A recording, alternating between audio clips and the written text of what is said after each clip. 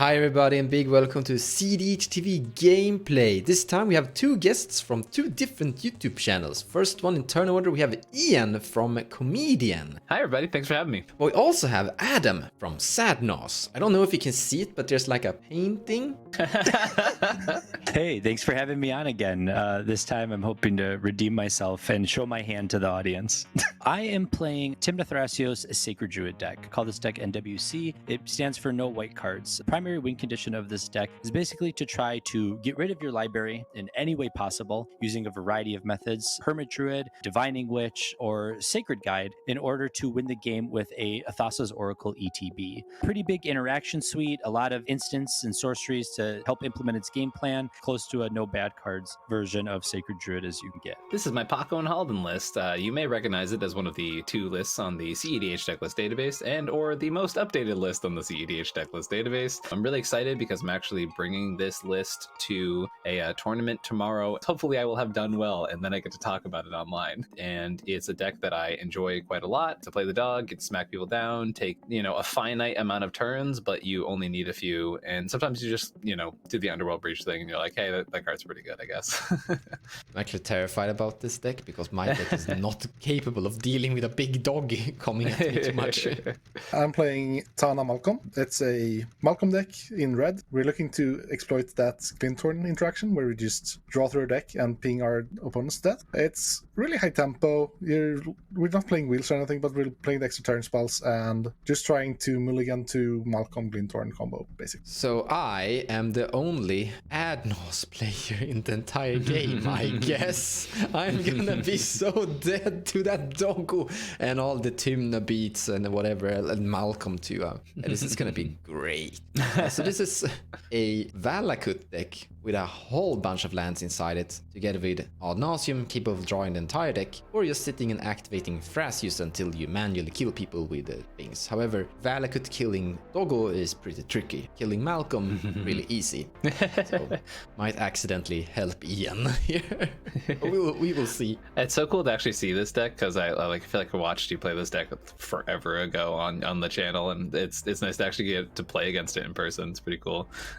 And with that, let's take a look at our opening hands. All right, our first 7 is an Elvish Mystic, a Lotus Petal. When you're mulliganing Paco and Halden, the objective is really to get a really early Paco and or Halden, usually with some sort of free protection here. Like a turn 2 Halden with a misdirection and like turn 3 Paco is fine, but I just feel like we can be way more ambitious. I guess, and once again, like turn 2 Halden, turn 3 Paco is super medium. I just don't want misdirection to be the only thing in hand, especially if we have to pitch out a mystical tutor. So we're going to second 7. This is a 1-lander with no acceleration. As I said, like getting out Paco and Halden so early is super important. So let's go to 6. This is pretty interesting, right? First of all, we can throw down this gemstone, or we can't throw down this gemstone skywards. I'm sorry, I'm on the play. This is so bad because I'm on the play. So I guess we're going to 5. I've won many games with this deck on 5 or 4, so like I'm not really worried about it. Okay, this is a greedy one, right? So we can go turn 1 Tinderwall. Turn 2 we can play the LED, or I guess you can play LED turn 1 as well, but like Tinderwall makes 2, a land makes... So we have 2 from lands, 2 from Tinderwall, and 3 from Lion's Eye Diamond. That's 7 mana in total. That's not enough to cast both of our commanders. We could maybe get really lucky with Gamble and go grab a Mana Crypt early on. This is a 5, so like we're in a position where we could really chuck our hand away without getting a lot of benefit from it. But I think because we're on 5, it's worth keeping a riskier hand here. There is a world where we go down to 4 and maybe find something more comfortable, but I think the power of Lion's Eye Diamond with our commanders, because like Paco is drawing you cards whether you have a hand or not with Halden, right?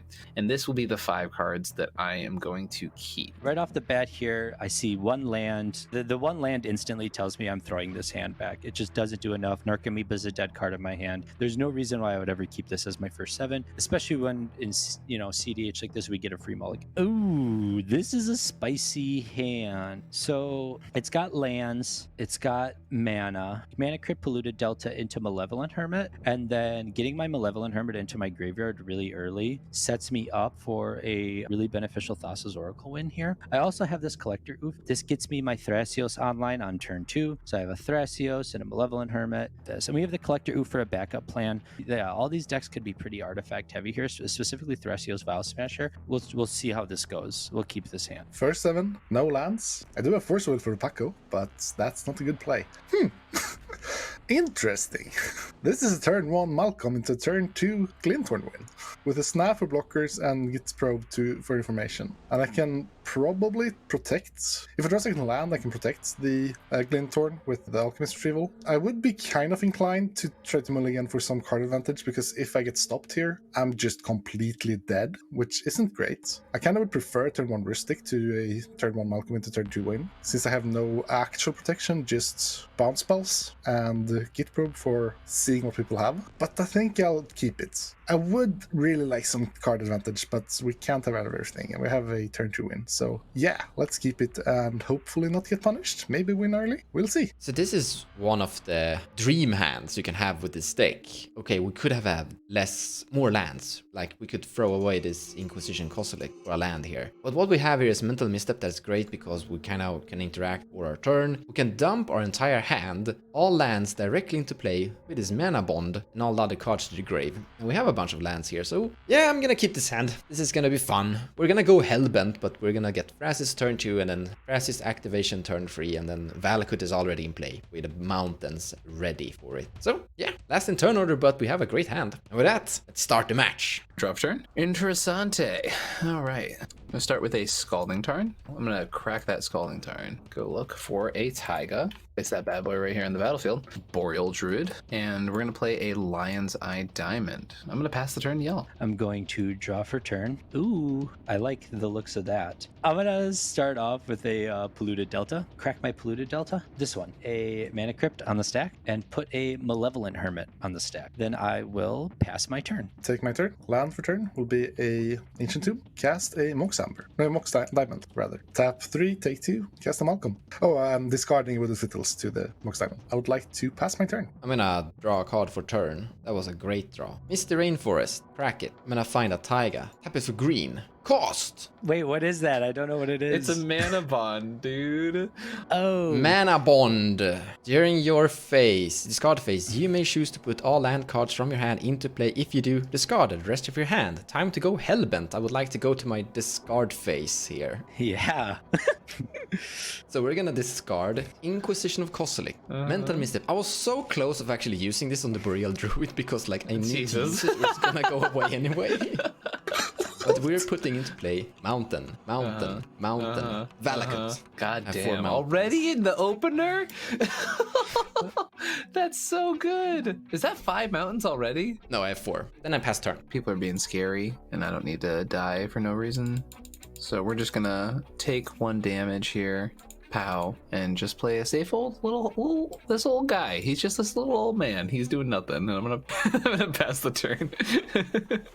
Okay, so here's the thing. I drew this Mox Diamond. That's basically a dead card, right? Because I have this Oof in play, and this Oof is gonna come into play like pretty relevant here, especially against Pontus and possibly Ian with that Lion's Eye Diamond. So I think I'm just gonna end up playing my Overgrown Tomb and casting my Tymna, and then swinging with Malevolent Hermit. Yeah, probably at Mons, and then just getting a Tymna draw and seeing where that takes me. Shock in this Overgrown Tomb. Tap my Mana Crypt for 2 colorless. Tap my Tundra for a white, Overgrown Tomb for a black, and cast a Tymna the Weaver. Swing my Malevolent Hermit over at Mons. I'm taking 2. I will have a Tymna trigger where I will lose a life and draw a card. Pass my turn. Take my turn. So this looks to be one of the best windows I've ever had. Mons is Hellbent. Both Adam and Ian tapped out. So it's just Force that scares us. Or Pact, I guess, but neither of them can pay for Pact. So yeah, I'm gonna jam. I'm gonna Git Probe first because free information is pretty good. Play Mana Confluence, left turn. Pay 2 life, cast a Git Probe. You can look at my hand. It's 0. No, it's fine. I have 6 cards in hand. I have 3. Okay, I'll target Adam. Rude. Okay, so this is 1 card. This is another card. That's another card. This is the 4th card. This is the 5th card. And then here's the 6th card. Okay. Okay, That is all. I will draw a card. I'd like to cast a Glitter Buccaneer. What can I say? I'm Mulligan well. Kept second 7. God damn. Mons. I have no interaction. I pass. That's fair. I also do not, unfortunately. This is really upsetting because if I would have cast the Mox Diamond with the Breeding Pool, I would have the mana to pay for my Pact of Negation. And Pontus knows that I don't have the mana to pay for my Pact of Negation, so he's just gonna jam this Glenhorn here. Now, here's the thing. He might have another counterspell, which means like I can throw the Pact here. If I don't throw the Pact here, I'm gonna lose anyways, right? Pontus, I'm gonna show you this Pact of Negation. You're gonna do it? Really? I'm passing on Pact. Yeah, I don't have anything for the Glenhorn. Definitely don't have anything for the Pact. I had a way to survive the pact, but Pontus, knowing that I had this spell in my hand, I had assumed that he had something else for it. I had the option on my turn to play Mox Diamond, pitching Breeding Pool, which would have given me the mana to pay for pact, but I chose not to do it because I also have a Collector Oof. So why would I want to put another artifact into play knowing on turn 3 I'm going to oof the table? And I was like, but Pontus knows I have the pact, so he must have another way to protect the Glen. But clearly that's not the case. Now, if you for the sake of not making your entire comment section mauled at a spite pact, I am fine just losing to Pontus here. I mean, if there's, like I said before, there's no way to say what's right and wrong here. I would not do it myself. I would also. If I were in your position, I would probably just lose here. But you are legally allowed to do this if you want to, and that's fine. So yeah, I just have a feeling people are gonna maul at me, which is fine. Oh, for sure. More like bad NAUS. Well, that's the thing. That's the thing. It's like because like I'm very much, and like you can put this in the video if you'd like. I'm very much of the camp of. I was just about to say. I was saying this conversation is actually pretty cool. I think that like I'm very much of the mindset that I have a 0% chance to win the game if this Glenhorn Buccaneer resolves. Right. Correct. I have some percent chance that maybe something prevents this pact trigger from resolving, or technically, like I guess like in this situation it's different because Pontus skip probed me, but like there is also like a slew of unknown information. One of those things being I don't know what Pontus has. Yeah. Therefore, Pontus could have his own pact of negation to prevent my pact of negation, and he wanted to make sure I didn't have other backup, or he assumed that he wouldn't need to waste his interaction because who would cast a pact here, right? Right. So I have the spell. I lose if this Glenhorn resolves, so I'm going to cast the spell anyways. You're meaning that it's like it doesn't matter if you cast it or not cast it, you just die anyway. I think the counter it's really interesting because like if Pontus does have a thing and then hypothetically like I had something afterwards, then this is a great time to do that, right? Because then you make interaction get used. So it's a really interesting conversation. You know, like if I died to my pact trigger, I died to my pact trigger, but I was going to die to the Glenhorn anyways. So like this even if it raises my percentage point by 0.5% to not lose the game, it raises it more than 0. And I don't know. I have a whole podcast episode about pact of negation and whether or not to cast it. So I don't know. The thing I'm a little bit like considering here is that when you do this, you're changing a little bit the outcome of who's winning the game, kinda. Yeah. That kind of takes the like, are we king making here? Like, are we preventing Pontus from taking the win here, so to say? I think this also comes into point your reputation as a player, right? So now next time Pontus looks at my hand and sees I have a pact of negation, he won't try to attempt to win the game. That's true. Well, yes, I will, but yeah. but yeah, because this is like my philosophy on the spell pact, and like if you know someone, like in my opinion, if you know someone has a counterspell, there is a non-0% chance that they're going to cast that counter. Sure. Yeah. That's just like I don't know. That's my mindset. Like so. I actually agree with that. Like playing to your reputation, like playing to your persona, and showcasing that you do things which will like teach people that you regularly play with often that this is what I'm doing. I agree with that. Yeah. So I don't know. It may be the wrong decision. And some people may think it's the right one, but I will put a pact of negation on the stack. It's not a right or wrong decision. It's like there's just different opinions about how you should play CEDH. And but nevertheless, like we can have all opinions in the world. Like everyone can disagree with you. You're still legally allowed to do this. Yeah, I call it playing to my outs, right? Yeah. So, I don't have an out to Glenhorn, but I might have an out to pact. This is like the closest thing to playing to my outs. The viewers at home know that I burned myself by not playing something different, though. Yeah, I have no response to pacts. I'll move to combat. Hit Adam for 2. I think 2. No. Hit Adam, the player that will be dead in but a moment. And then pass. I'm gonna draw a card. Ooh, I'm gonna play a mountain. Wow, mountains. 1, 2, Thrasios. That's an activation too? Jesus. Okay. Pass. Okay, I'm gonna untap my permanents and draw a card. Whoa, thanks deck. I'm gonna play a Steam Vent, and it's gonna hurt me, but I'm gonna be okay with it. Tinder Wall is my spell. Cracking this LED to play a Pako. It's weird, because Pako's one of those decks you want to hit the NAUS player, but you also like want to spread the love a little bit. And I think I'm gonna go for Pontus. I have effects before you going to combat. You see, Pako is currently a free, and if I just hit a mountain, Oh no, this is cursed. Come on, This is go. so going at the top. Yes. It's a Oh, bloodstain, it works. but it comes into play tapped, so we're gonna put that on the bottom. Oh, Next right. card, yeah. Mystical thank God. Tutor. So you get to So keep Doggo. scared.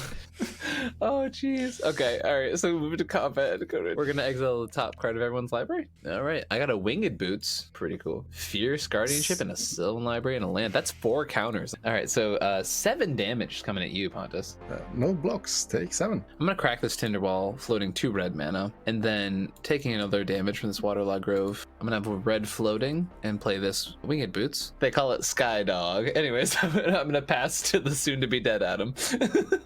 Yeah, so I'll die to my Pact of Negation trigger because I only have 4 mana. If only you had a Mox Diamond. If only I had a Mox Diamond with a land. Big rips. Goodbye, soldier. We'll miss you. Rest in peace. You deserve this. Just saying.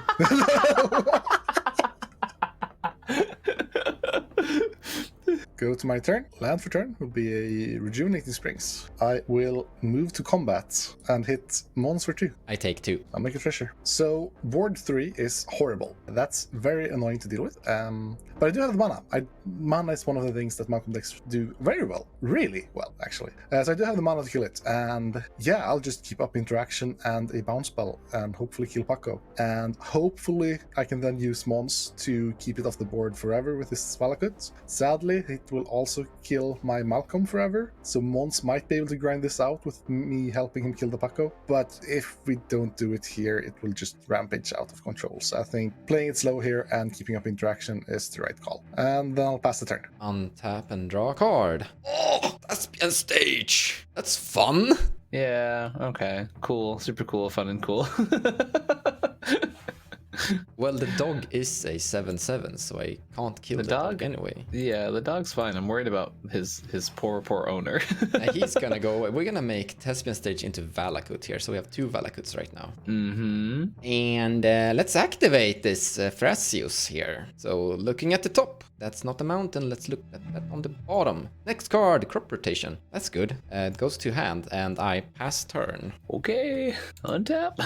Mons, you keep threatening my poor old man who's just trying to play with his dog. I am so, not gonna hurt Pako, I promise you. And You're not gonna hurt Paco, but you're gonna hurt Halden. He might stick around too, honestly. Don't worry about it. No, we're going to Murder Town. I'm still gonna you. Yeah. All right, exile a My Break Trap. Mox Diamond. You should cast the Final Fortune. No, I'm all set on that actually for fun. Aren't yeah, you on extra turns? Yeah, I am an extra turns deck. Fun fact. So this is 10 in the air is swinging at you, Mons.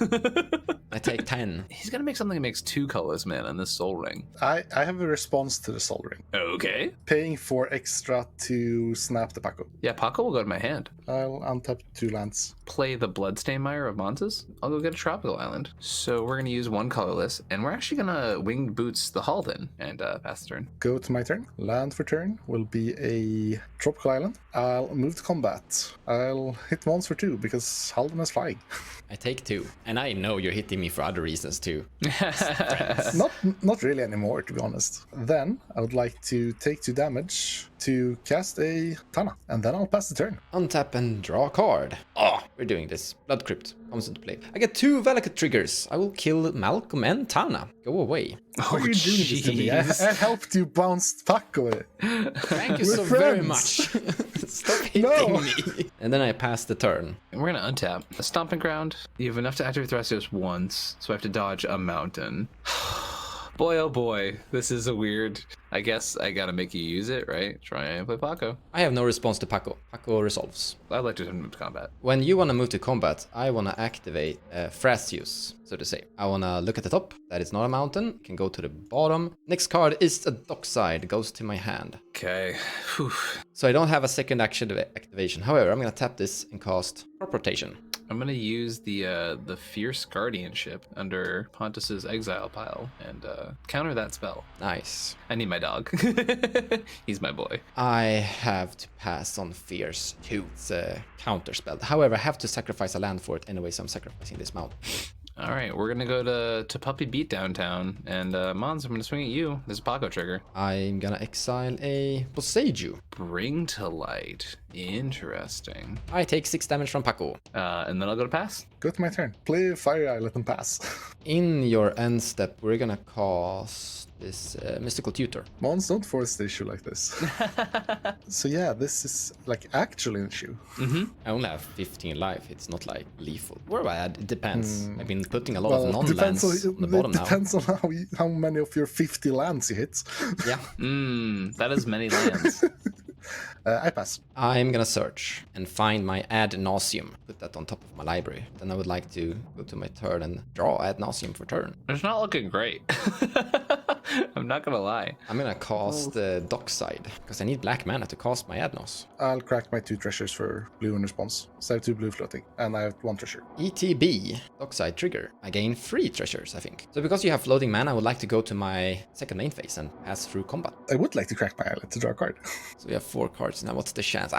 I'm dead soon anyway. Like, there's some... We can actually sit and activate Thrasios here, because if he has hit 1 mountain, that doggo is gone. But let's do Ad Naus, because that's fun. Activating big spell. You could just let me resolve this and I can kill Pako. Like, I'm killing Pako before I'm killing your face, Pontus. That's guaranteed. That's actually a draw card. That does not help. I will pass priority. Just let me kill Pako and Ian here. I would love for you to kill Paco and Ian. I just wouldn't love to lose on the way. I mean, I am 15 life. I might kill myself, right? Yeah, no, I'll respond. Tap 2 mana. We don't need to do this. We can dig just a tiny bit. Just a tiny bit. Just to kill the doggo. I'm helping you a bit. Bounce the Paco with Alchemist Retrieval. Okay. I have a plan. I would like to Flusterstorm that NAS. Oh. 4 copies. Getting rid of Pako though, I'm happy. So yeah, that's countered. And I have 3 mana left, so no activation. And I pass. Draw Ancient Tomb. So I'm gonna play this Chromox, exiling this Misdirection. Play Pako. I'm actually gonna swing at Pontus. Trigger Pako. Spell Pierce. Badlands. Jewel Lotus. So I'm going to play the Boseiju. Cast that Bring to Light for X equals 5. Halden allows me to cast things as if they were any mana, or mana of any color. So it seems Bring to Light, because despite the fact that Halden fixes mana into the casting, I can only do it for X equals 3, because those are the amount of colors that I am able to produce, because Converge checks on the resolution of the spell, not on what was spent to cast it. I'm gonna go look for a 3-drop from my library and an Intuition. We're gonna get a fun little pile. 2 of them are there. Regrowth, Underworld Breach, and Noxious Revival. So whatever we give you, you will get the breach. Bonds, what do you think? I think Noxus Revival here. Shouldn't it just be Regrowth, because that's more mana on his turn? Yeah, but Regrowth puts it into his hand, and Noxus Revival puts it on top of his library, so it's like 1 less He's still card. gonna cast it in end step before his next turn, so it's kind of the same. It's still neglecting, like, removing the... He will draw Underworld Breach instead of drawing another card. And, like, he has so much mana anyway, like... Oh, hey, he has LED in graveyard, so yeah, I guess cards are more valuable. Yeah, because that could be a counter spell he draws. So yeah, I think we're gonna go with that's that. All right. Noxus Revival. Noxious will go into my hand, and Underworld Breach and Regrowth are gonna go into my graveyard. Then I'm gonna pass my turn. Play a Stomping Grounds tapped. Yeah, let's see if I have to cry. I'll cast a Malcolm for 5. Pass. Draw a card. It's not great. Pass the turn here. And step, I would like to go down to 28 and pay 2 life for a Noxious Revival, targeting my Underworld Breach. In response to that, I'm activating Thrasios. So, swear to God, I'm gonna get mountains. Look in the top. Oh, look, miscast. I'll take the miscast and I cast the miscast on the survival. That's fine. That happens. It gets countered. Then I'm gonna activate Thrasios 1 more time with the remaining mana. And at the top, Tabernacle. You have too much mana for this. I don't think it's gonna do anything. So we're gonna put that to the bottom of the library and reveal the next card. Exploration, no lands. No, where are my mountains? Pass. All this stuff. I mean, Draw a if we card. would just have flipped one mountain, we could have get rid of. Yeah, this there. would be a very different game. I think I'm gonna put the wing boots on Pako. All right, I'm gonna go to try and kill mons. Everyone, exile top. I'm gonna exile a Scalding Tarn. Steam vents. 3 more counters. I'm dead. Let's move the boots back to the Halden, okay? Steam vents number 2. It's there, and I guess I'll also play the Jewel Lotus because we might as well, right? I'll pass the turn. Go to my turn. Pass the turn. Tense game we got going on here. Untap and draw. So we're gonna swing at you and exile cards. City Brass. Ponder. Ooh, hey, I like that. That is 2 more counters. Yeah, Malcolm dies and I don't die. Play an exploration. Let's admire. Do the ponder. Boop, boop, boop. Oh, yeah, that's a good one. Put him back like that, and then I'll draw this one. Cast a time warp. Targeting myself. I'll tap 2 for a daze. I will let the spell resolve and I will pay the 1. Go to untap. Attempt to dead you. In combat, before declare attackers, I'd like Totavara the Pako. You know, it's really weird because I don't know why you would target my Jeweled Lotus in this moment. Oh yeah, that's fair. Why did I do that? Why'd you do that? I don't understand. That's a really odd choice by me. Oh, it's so you could get it back to your hand. That's right. Oh yeah, right. Yeah, Then yeah, I can yeah. get Malcolm and block next turn. Yeah. That's actually a good play. Yeah. GG's. Yeah. I'm dead. Good game. Good game. Well, at least I can say I contributed to a much more interesting game. Well, maybe I should have Mulligan for card advantage. Turn 2 Buck looked good, but well, sometimes people pack you. So this is, in my opinion, was a very bad matchup for me. Like, Paco was really strong, but I kind of felt like I was doing pretty good. Like, I was almost able to deal with that dog. Just didn't flip a mountain in the right timing. But yeah, cool win from Ian. Turns out my opponents were all bark and no bite.